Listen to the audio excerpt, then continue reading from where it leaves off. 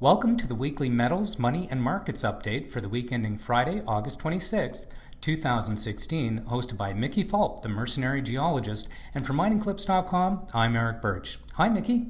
Hello, Eric. Well, markets were generally cautious most of the week leading up to today's announcement by the Fed, which, once they delivered it, sent gold and silver on a wild ride. Yeah, it's the penultimate week of summer, so metals and markets were all off over the week. Of the 13 indices or prices that we track, 11 of 13 were in the red and one was flat.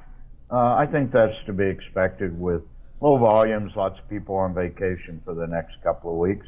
Precious metals were all off with 30-day lows for all of them.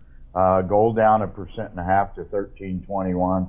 Silver, platinum, palladium, and copper all lost between 3 and 4%.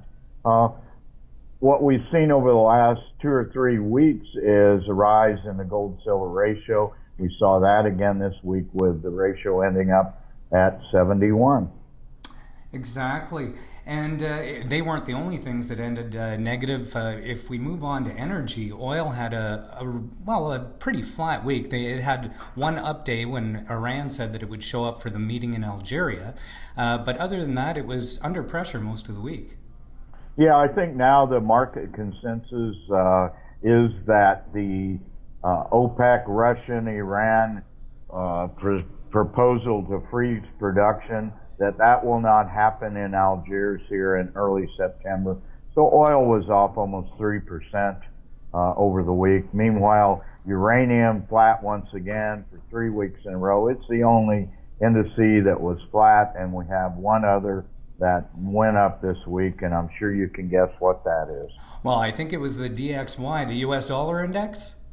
It was, of course, and it was flat all week, but what happened today, Yellen came out in Jackson Hole and said the case for a rate increase has been strengthened in recent months, whatever the hell that means, but it did send the dollar up nearly 1%. It closed the week at 95.52, up 1.1%, but most of that gain was today. Meanwhile, of course, the euro was down 1.4%, finished at 112. And loonie was also down 1.1% at a little less than 77 cents, probably because the oil price lost this week. Exactly. And in markets, again, today's movement was the only excitement this week. Most of the week, low volumes and very narrow trading margins or narrow ranges. But after the announcement today, boom, everything that was green turned red. Yep, and with that announcement hinting that she might raise rates, which is snowball's chance in hell, in my opinion. But the Dow, the S&P 500, the NASDAQ, all down from 0.5% to a little less than 1%.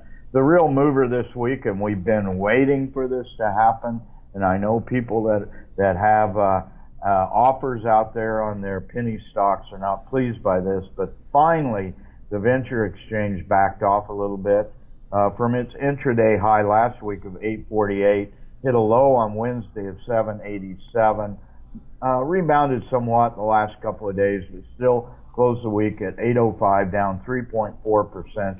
I think we can expect once again for markets to be flat to negative next week, but then we come back after Labor Day on the 7th of September, week from Tuesday, and we look for better markets then.